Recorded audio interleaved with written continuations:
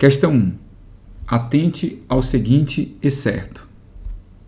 Em ambientes com déficit hídrico, a obtenção de água é fator crucial para o crescimento e desenvolvimento das plantas.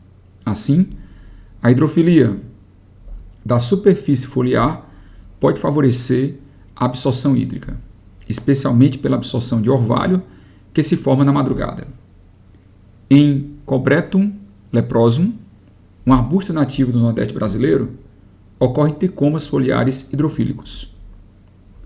Considerando o excerto anterior, é correto afirmar que hidrofilia se refere à alternativa A, presença de pelos na epiderme foliar.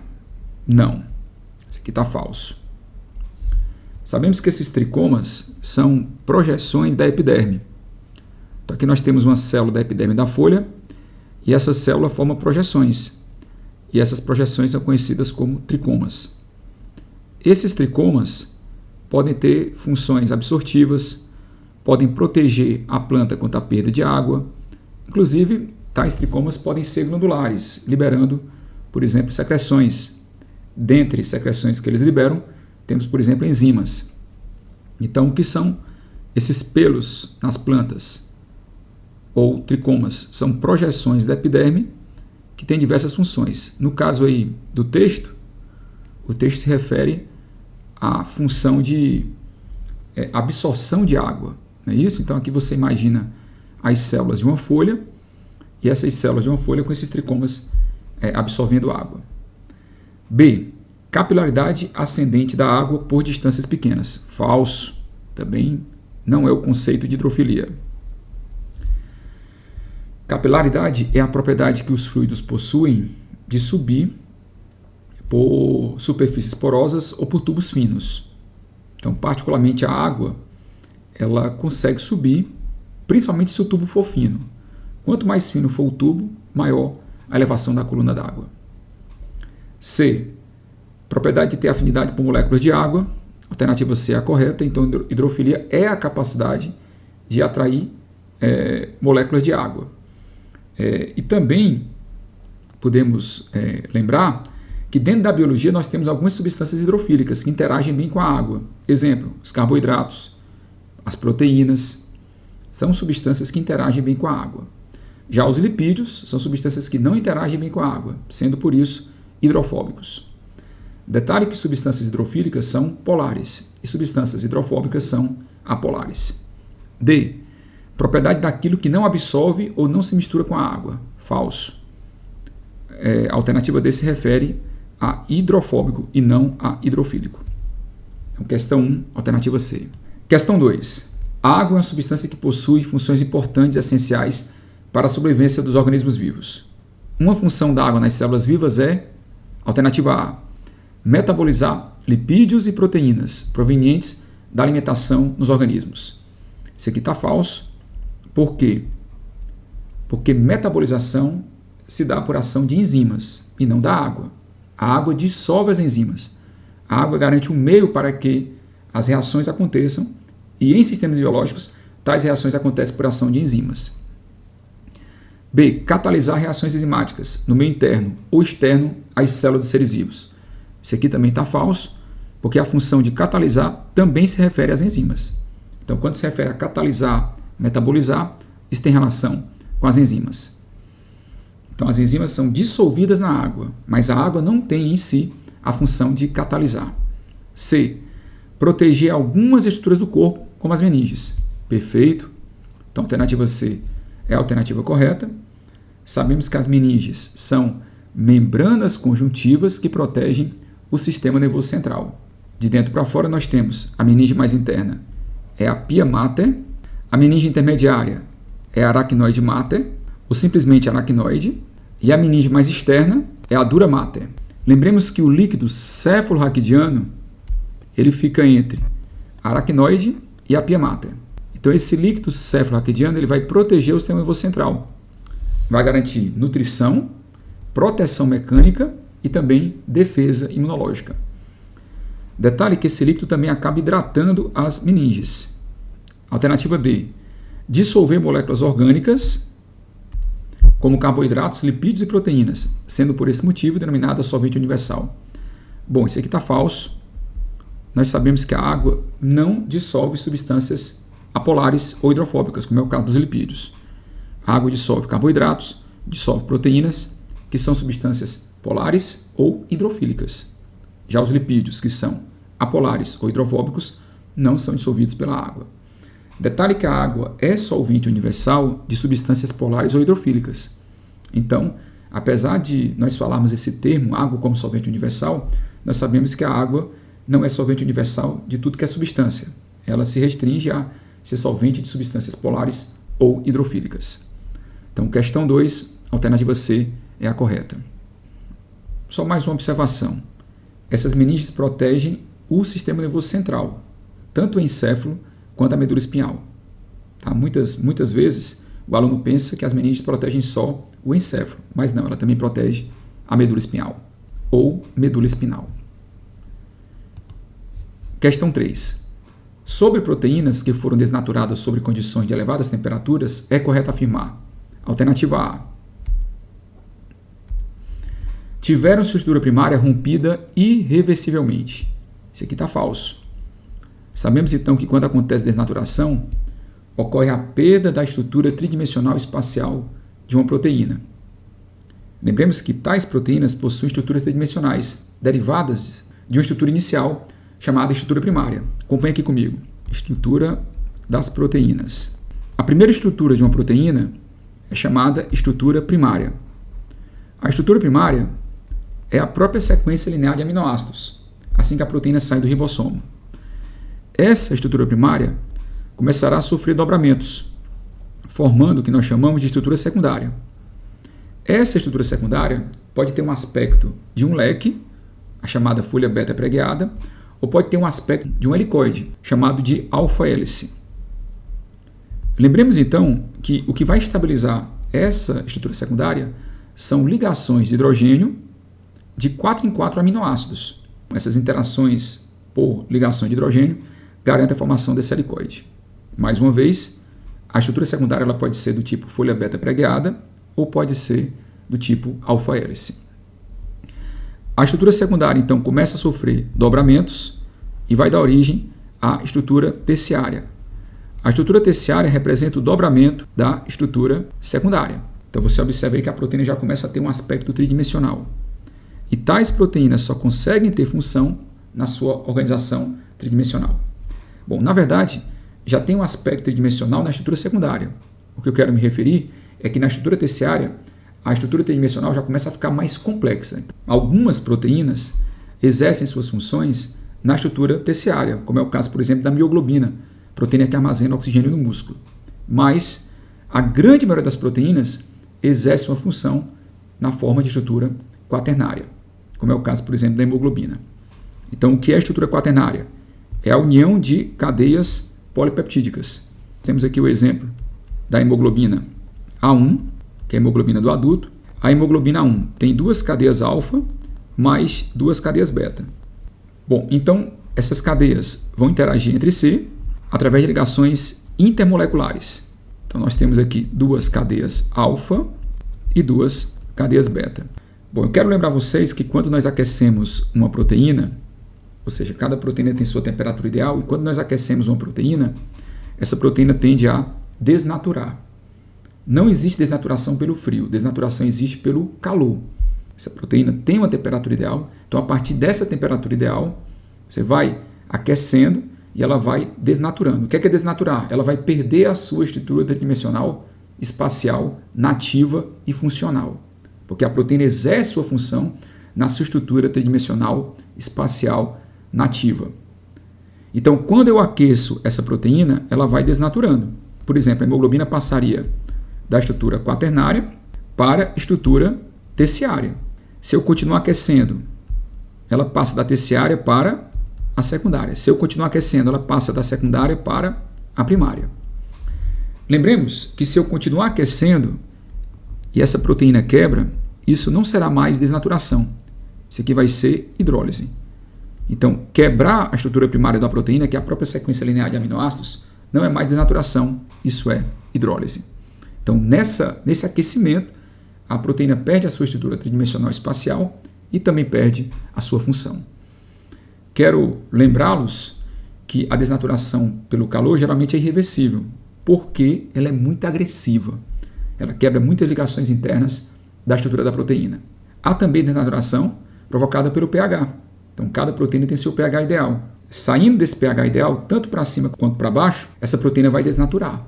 Lembramos também que solventes, metais pesados, agitação mecânica, desinfetantes podem causar desnaturação de proteínas. Alternativa B. Apesar de modificadas, permanecem com sua estrutura primária composta pela sequência de aminoácidos ligados entre si. Então, essa alternativa B é a alternativa correta. Por qual motivo? Ora, apesar de modificadas, permaneceram com sua estrutura primária composta pela sequência de aminoácidos ligados entre si. Ou seja, quando você desnatura uma proteína com estrutura quaternária, como é o caso da hemoglobina, essas 4 cadeias se separam da outra, de quaternária passa para terciária, você continua aquecendo, de terciária passa para secundária, continua aquecendo, de secundária passa para primária. Mas observe que a estrutura primária ela vai continuar tendo o quê? A sequência linear de aminoácidos. E essa sequência linear de aminoácidos, pessoal, ela representa a própria estrutura primária ou sequência linear. Alternativa C. Foram temporariamente modificadas, podendo assumir sua conformação espacial original em condições ideais de temperatura. Então, essa alternativa C, ela não é completamente errada, mas é um evento praticamente improvável, porque é muito difícil a proteína voltar, após o aquecimento, para a sua estrutura tridimensional espacial nativa. Então, a alternativa C está falsa. É praticamente irreversível uma desnaturação por temperatura extrema. D. Se tornaram inadequadas para o consumo humano, já que foram estruturalmente alteradas. Falso. A desnaturação não afeta o valor nutricional da proteína, porque o valor nutricional está no aminoácido e não na sua tridimensão. Então, questão 3, alternativa B de bola é a correta. Questão 4. A tecnologia de edição CRISPR-Cas9 aumentou a expectativa pelo desenvolvimento de terapias gênicas mais eficazes para eliminar ou reparar genes defeituosos. Porém, um estudo publicado na Nature Methods descobriu que a tecnologia para edição gênica pode induzir mutações não intencionais no genoma. No que diz respeito às mutações cromossômicas que causam síndromes humanas, é incorreto afirmar que a síndrome, prestar muita atenção nessas questões da UES que pedem o incorreto. A alternativa A, de Klinefelter, é uma trissomia que ocorre nos cromossomos sexuais, e o cariótipo mais comum é representado por 47XXY. Então a alternativa A está correta. A alternativa B, de Tanner, é uma trissomia que ocorre nos cromossomos sexuais, frequentemente representada pelo cariótipo 45X. Essa alternativa B é a falsa, porque a síndrome de Tanner não é uma trissomia, mas sim uma monossomia. Então a alternativa B é a alternativa errada. C, de Down, é uma trissomia que ocorre no cromossomo 21 e pode ser causada por não disjunção do cromossomo em uma das divisões meióticas. Perfeito. O que é a não disjunção cromossômica? É a não separação correta dos cromossomos durante a divisão celular. Imagine aqui uma divisão meiótica. Nessa divisão meiótica nós temos o quê? Uma célula 2N igual a 2. Aqui eu tenho a célula inicial. Essa célula inicial vai ter os seus cromossomos duplicados. Esses cromossomos se duplicam e após a meiose 1, eles vão o quê? Eles vão se separar. Observe então. Então vem um cromossomo para um lado, cromossomo aqui para o outro. Após meiose 2, esses cromossomos se separam mais uma vez. Então teríamos a quebra das cromátides irmãs. Na meiose 1, teríamos a separação dos cromossomos duplicados e na meiose 2, teríamos a separação das cromátides irmãs. Agora você imagina, por exemplo, que se acontecesse uma não disjunção cromossômica aqui. Observe comigo. Se essa célula aqui, com esse cromossomo duplicado se quebrasse, mas não houvesse a migração, então teríamos aqui a chamada não disjunção cromossômica. Então, esse aqui é a não disjunção cromossômica. Então, caso ocorra de esse gameta ser fecundado por um espermatozoide, teremos uma trissomia, porque o espermatozoide vai acrescentar mais um cromossomo aí, daquele determinado par. Caso esse outro gameta seja fecundado, teremos então uma monossomia. Então, pense comigo, o espermatozoide fecunda aqui e o outro espermatozoide fecunda aqui. Aqui vai dar origem à seguinte situação. Veja só comigo aqui. Aqui do lado esquerdo eu tenho a trissomia, e aqui do lado direito eu tenho uma monossomia. Trissomia é quando eu tenho 3 cromossomos no lugar de 2, e monossomia é quando eu tenho apenas um cromossomo no lugar de 2. Questão 5. No corpo humano, a água exerce variadas atividades fundamentais que garantem o equilíbrio e o funcionamento adequado do organismo como um todo. Considerando que o ser humano adulto tem entre 40% e 60% de sua massa corpórea constituída por água, é correto afirmar que a maior parte dessa água se encontra localizada? Bom, a alternativa A é a alternativa correta, ou seja, no meio intracelular. Então nós temos, por exemplo, aqui um adulto de 70 kg, um indivíduo desse vai ter em torno de 40 litros de água. Desses 40 litros de água, 25 litros estarão dentro do meio intracelular e 15 litros estarão no meio extracelular. Então, a maior parte da água encontra-se no meio intracelular. Detalhe que dentro desses 25 litros de água no meio intracelular, teremos 2 litros de elementos figurados do sangue. E dentro desses 15 litros de água no meio intracelular, teremos 3 litros de plasma. Então, 2 litros de elementos figurados, mais 3 litros de plasma, teremos então 5 litros de sangue. Então, um adulto de 70 kg tem em torno aí de 5 a 5,5 litros de sangue. Então, questão 5, alternativa A. Então, alternativa B, linfa, está falso. C, nas secreções glandulares, falso. D, no plasma sanguíneo, falso. Questão 6. Antioxidantes presentes em extratos de plantas vêm atraindo cada vez mais a atenção dos consumidores. O uso de plantas com propriedades farmacológicas também chama a atenção dos pesquisadores, pois as plantas medicinais desempenham um papel muito importante na saúde pública, principalmente em países em desenvolvimento. Os antioxidantes, originados de plantas como os carotenoides, timol, fenólicos, etc., são considerados suplementos alimentares preservativos de doenças, sendo estes compostos fenólicos considerados como inibidores anticarcinogênicos. Adicionalmente, foi observado que a ação de antioxidantes presentes em alimentos como frutas e vegetais promovem uma prevenção contra patologias como câncer ou doenças cardiovasculares. No que concerne a antioxidantes naturais e suas características, assinale a afirmação correta. Alternativa A. A vitamina E é a vitamina mais estudada atualmente e trata-se de uma substância hidrossolúvel. Essa alternativa A está falsa, pois nós sabemos que a vitamina mais estudada na atualidade é a vitamina D. E segundo, a vitamina E não é hidrossolúvel, é uma vitamina lipossolúvel. Quais são as vitaminas lipossolúveis? Você vai lembrar do complexo K, E, D e A, ou seja, o complexo queda. B. A vitamina C é um potente agente redutor e pode ser sintetizada dentro do nosso organismo. Isso aqui está falso. Nós sabemos que a vitamina C não pode ser produzida pelo organismo humano. Alguns animais, como alguns tipos de roedores, podem fabricar vitamina C. Alternativa C. Os flavonoides atuam como agentes terapêuticos e são pigmentos naturais presentes nos vegetais. Alternativa C é a alternativa correta.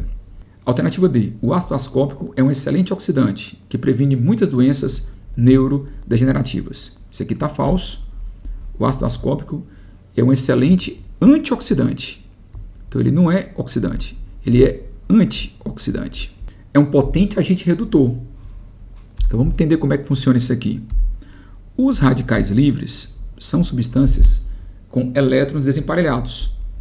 E tais substâncias querem buscar a estabilidade arrancando elétrons do nosso DNA, do nosso RNA, das nossas proteínas, e aí incluem várias proteínas como enzimas, dos nossos fosfolipídios.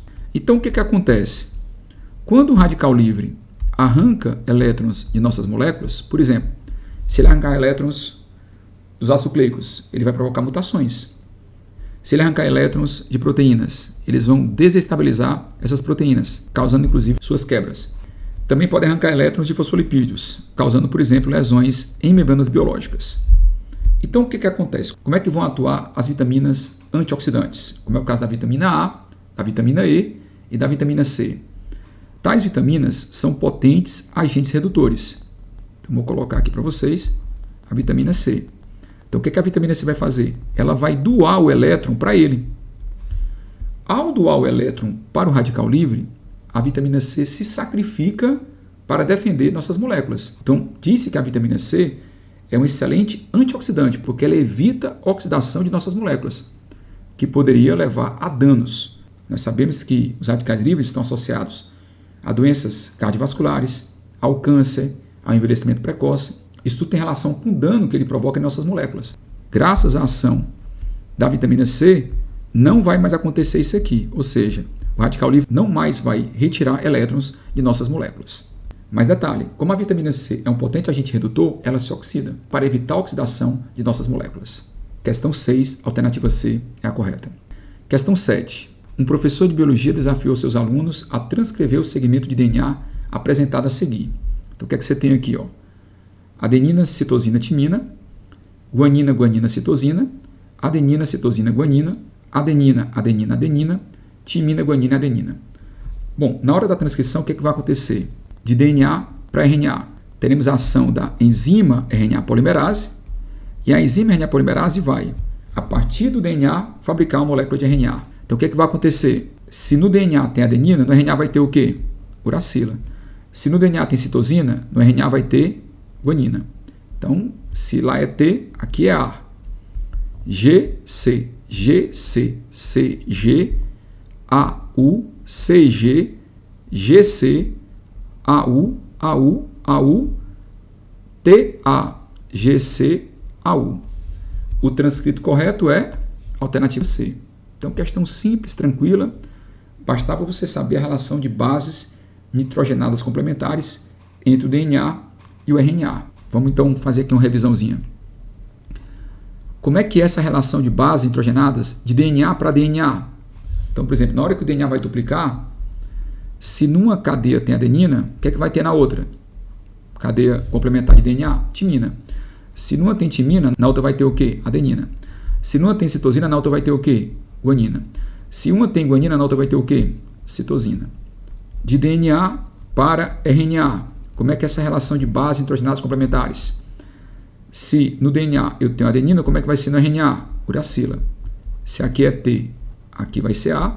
Se aqui é C, aqui vai ser G. Se aqui é G, aqui vai ser C. Há também a relação de bases nitrogenadas complementares entre o mensageiro e o RNA transportador.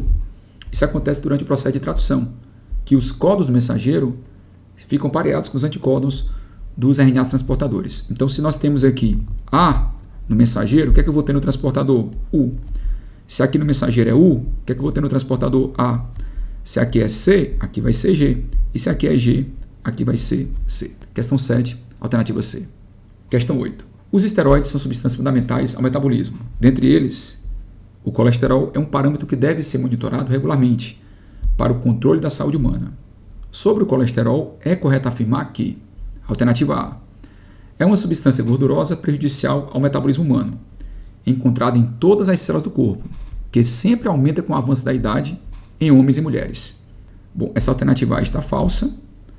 Nós sabemos que o colesterol ele não é prejudicial ao nosso corpo. O que é prejudicial é a lipoproteína LDL, quando está em excesso. O colesterol garante a nossa vida. Qual o papel do colesterol no nosso corpo? O colesterol forma os hormônios esteroidais, que são os hormônios sexuais e os hormônios do córtex da glândula suprarrenal. O colesterol compõe membranas biológicas, particularmente membranas animais, reduzindo a fluidez. O colesterol é importante para a formação dos sais biliares. Sais biliares esses que são importantes para a emulsificação de gorduras, ou seja, a fragmentação de grandes pedaços de gordura em pequenos pedaços. Isso acontece no duodeno.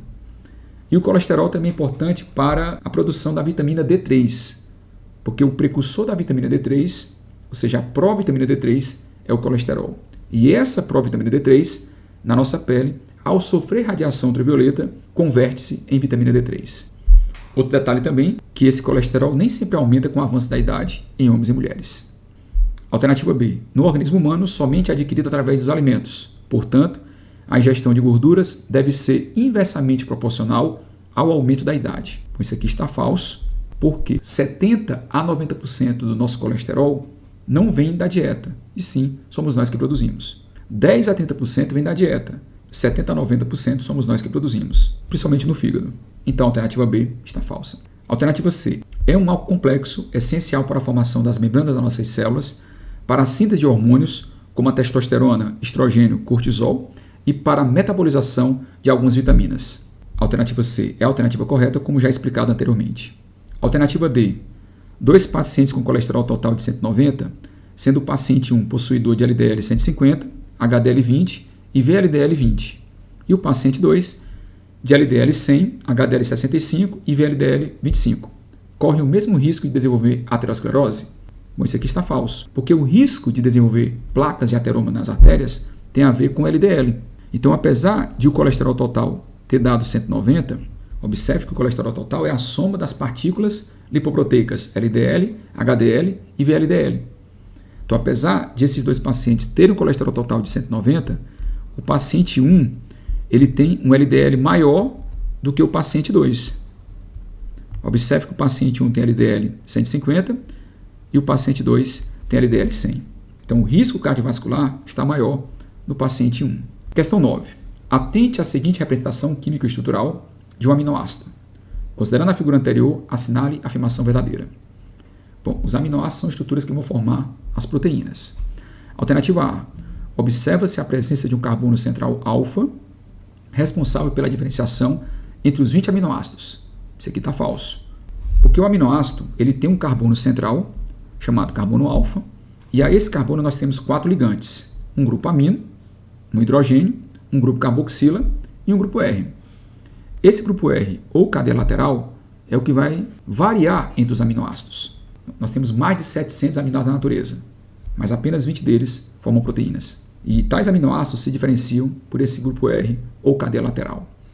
O restante do aminoácido é constante. B. O quarto ligante é um radical chamado genericamente de R, ou cadeia lateral R, de forma constante ou inalterada nos 20 aminoácidos. Falso. Nos 20 aminoácidos proteicos, a diferença vai estar nesse grupo R. Então, a alternativa B está falsa. Alternativa C. Um grupamento carboxila, um grupamento amina, um grupo R e um átomo de hidrogênio estão ligados ao carbono central. Perfeito. Questão 9, alternativa C é a correta. Alternativa D. Além desses 20 aminoácidos principais, há também alguns aminoácidos especiais que só aparecem em alguns tipos de proteínas e não possuem o grupo amina. Isso aqui está falso. Porque, pela própria natureza de um aminoácido, ele tem o grupo amina e também tem o grupo carboxila. Ok? Então, questão 9, alternativa C é a correta. Questão 10. Ligações que ocorrem entre as moléculas de água e que são fundamentais nos processos bioquímicos celulares são denominadas, essa está bem tranquila, não é isso? Ligações de hidrogênio. Então, nós temos aqui uma molécula de água e aqui uma outra molécula de água. Sabemos que a molécula de água ela é polarizada, ou seja, ela tem uma região negativa e uma região positiva. A região negativa é a região do oxigênio, a região positiva é a região do hidrogênio. Isso acontece por uma diferença de eletronegatividade.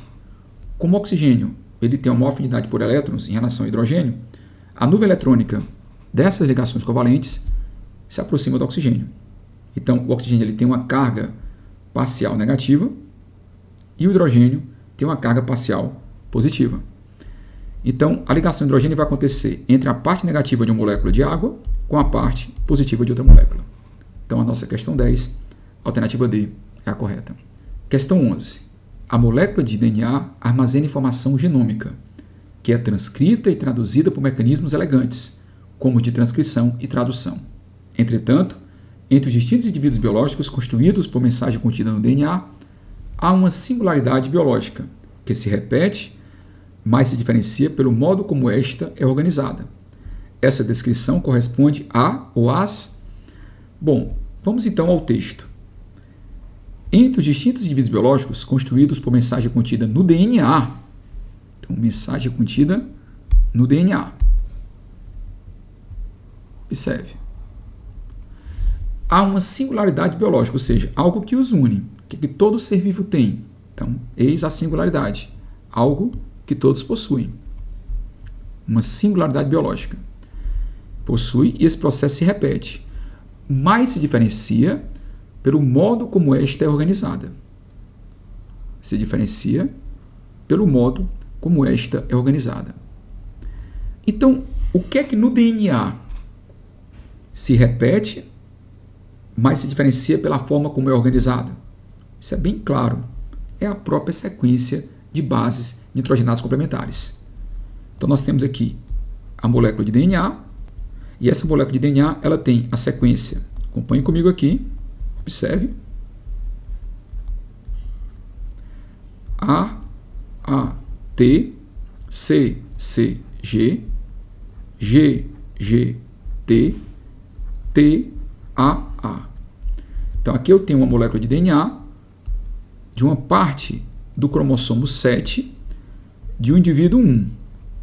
Eu vou pegar essa mesma região do cromossomo 7 no indivíduo 2. O indivíduo 2 não é parente do indivíduo 1. Então o que é que nós vamos observar?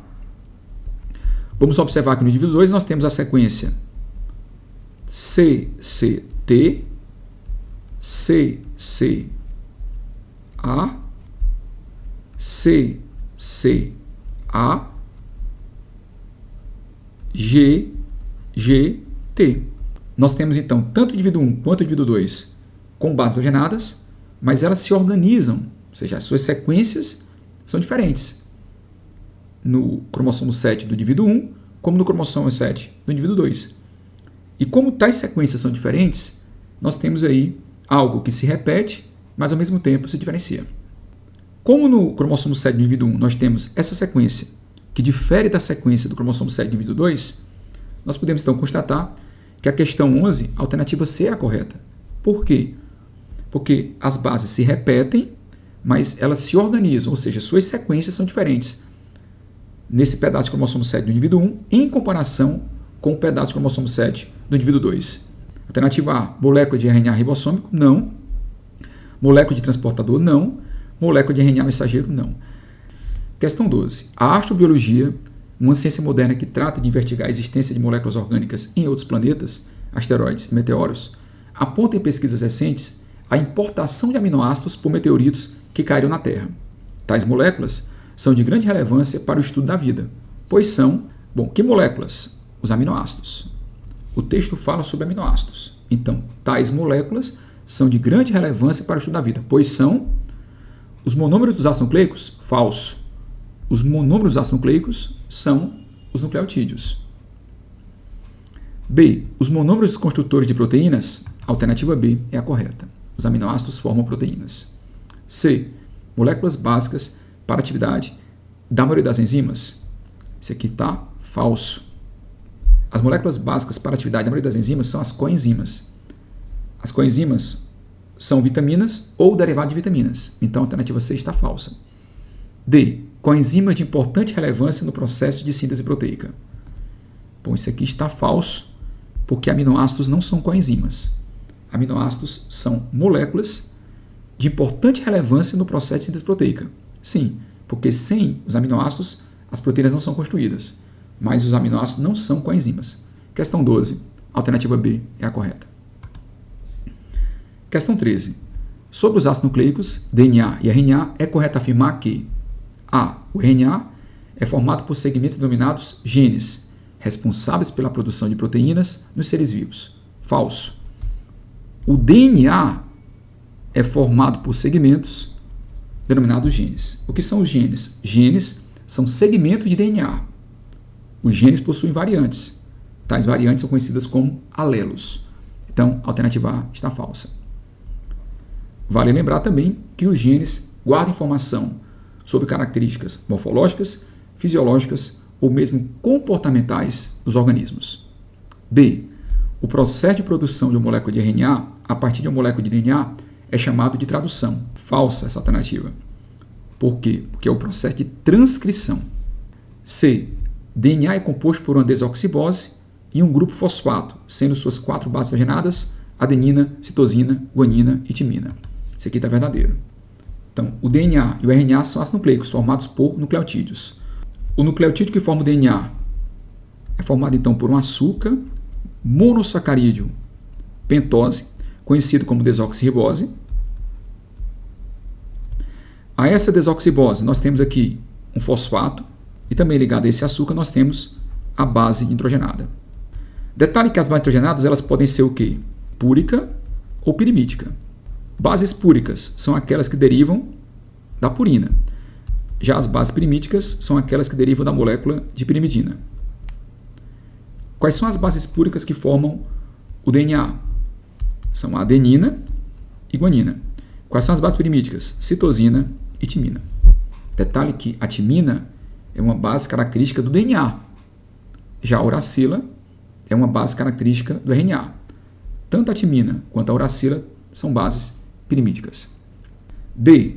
Dentre as bases nitrogenadas, a timina é exclusiva do RNA. Falso. A timina é exclusiva do DNA. Então, alternativa D está falsa. Questão 13, C de casa. Questão 14. As proteínas observadas na natureza evoluíram pela pressão seletiva para efetuar funções específicas, e suas propriedades funcionais dependem da sua estrutura tridimensional. Sobre essas biomoléculas, é correto afirmar que a estrutura tridimensional das proteínas surge porque sequência de aminoácidos em cadeias polipeptídicas se enovelam a partir de uma cadeia novelada em domínios compactos com estruturas tridimensionais específicas. A alternativa A está falsa. Por qual motivo? Porque o dobramento de uma proteína não ocorre a partir de uma cadeia já dobrada, já enovelada, mas sim a partir de uma cadeia linear. Vamos então aqui à explicação. Estrutura das proteínas. Então, o que é a estrutura primária? É a própria sequência linear de aminoácidos. Essa estrutura primária vai sofrer um dobramento e vai dar origem à estrutura secundária. A estrutura secundária ela pode ter um aspecto de uma folha de leque, chamada folha beta pregueada, ou pode ter um aspecto de um helicoide, chamado então sendo conhecido como alfa-hélice. Essa estrutura secundária já começa então a se mostrar com aspecto tridimensional. Só que para a proteína ter função, essa tridimensão tem que ficar mais complexa. Então ela vai partir agora para a estrutura terciária, que corresponde ao dobramento da estrutura secundária. Algumas proteínas conseguem exercer sua função na estrutura terciária. Exemplo, a mioglobina, proteína que armazena oxigênio no músculo. Já a grande maioria das proteínas exerce sua função na estrutura quaternária. E o que é a estrutura quaternária? É a união de cadeias polipeptídicas. Ou seja, acaba sendo a união de estruturas terciárias. Então, pegando aqui o exemplo da hemoglobina, que tem estrutura quaternária. A hemoglobina é formada por 4 cadeias. 2 cadeias alfa e 2 cadeias beta. E tais cadeias são unidas por ligações intermoleculares. Bom, aqui nós temos a molécula de hemoglobina 1. Essa molécula tem 2 cadeias alfa e 2 cadeias beta. Então, para formar a estrutura tridimensional espacial de uma proteína, a proteína começa a se dobrar a partir de uma estrutura linear. Essa estrutura linear é a própria sequência de aminoácidos unidos por ligações peptídicas, que são ligações covalentes. A alternativa A está falsa. Alternativa B. As cadeias polipeptídicas das proteínas são normalmente compostas por 20 aminoácidos diferentes, que são ligados não covalentemente durante o processo de síntese pela formação de uma ligação peptídica. Isso aqui está falso, pois as ligações peptídicas são ligações covalentes e não ligações não covalentes. C. As interações que governam o enovelamento e estabilidade das proteínas são interações não covalentes, forças eletrostáticas, interações de Van der Waals, ponte de hidrogênio e interações hidrofóbicas. A alternativa C é a correta. Essas interações que vocês estão vendo aqui na alternativa C estabilizam, por exemplo, a molécula de hemoglobina na sua estrutura quaternária e também estabilizam cada cadeia da hemoglobina. Observe que a hemoglobina tem 4 cadeias, 2 alfas e 2 beta. Alternativa D. Os 20 aminoácidos que compõem proteínas possuem em comum somente o carbono alfa e o grupamento amino. Então a alternativa D está falsa. Por quê? Os aminoácidos são formados então por um carbono central alfa e 4 ligantes, sendo um ligante um grupo amino, o outro ligante um hidrogênio, o outro ligante um grupo carboxila e o quarto ligante a cadeia lateral variante. A alternativa D está errada, pois os 20 aminoácidos que compõem as proteínas possuem em comum o carbono alfa, o grupo amino, o hidrogênio e o grupo carboxila. O que vai variar entre eles é esse grupo R ou cadeia lateral variante. Questão 14, alternativa C é a correta. Questão 15. Uma mutação severa foi identificada numa família humana. As sequências de bases nitrogenadas sem a mutação normal e com a mutação sublinhada e marcada com uma seta estão representadas no quadro a seguir. Em ambas as sequências estão em destaque o sítio de início da tradução e a base alterada. Então aqui acima você observa a sequência normal e aqui abaixo você observa a sequência mutante. Tomando por base o quadro anterior, que apresenta uma sequência sem mutação normal e uma sequência mutante de uma doença humana severa, assinale a opção que corresponde ao ácido nucleico representado e ao número de aminoácidos codificados pela sequência de bases entre o sítio de início da tradução e a mutação. Então, o que ele quer saber? O ácido nucleico representado e o número de aminoácidos codificados pela sequência de bases entre o sítio de início da tradução e a mutação. Bom, o ácido nucleico representado é o RNA, pela presença da uracila. Acompanha aqui, ó. Tem uracila aqui, tem uracila aqui, tem uracila aqui, então nós temos aí o RNA. Nós sabemos que a uracila é uma base nitrogenada exclusiva do RNA. Mas ele quer saber também quantos aminoácidos são traduzidos entre o sítio de início da tradução e a mutação. Bom, vamos então contar os códons que há entre o sítio de início da tradução e a mutação. Vamos lá então? Então aqui eu tenho 1, 2, 3, 4, 5, 6, 7, 8. Bom, sabemos que cada códon representa uma sequência de 3 bases nitrogenadas. Então, nós temos 1, 2, 3, 4, 5, 6, 7 e 8 códons. E que cada códon, durante a tradução, corresponde a um determinado aminoácido. Então, se nós temos 8 códons entre o sítio de início da tradução e a mutação, teremos 8 aminoácidos traduzidos, pois, durante a tradução, cada códon corresponde a um determinado aminoácido. Então, a nossa questão 15, alternativa C, é a alternativa correta.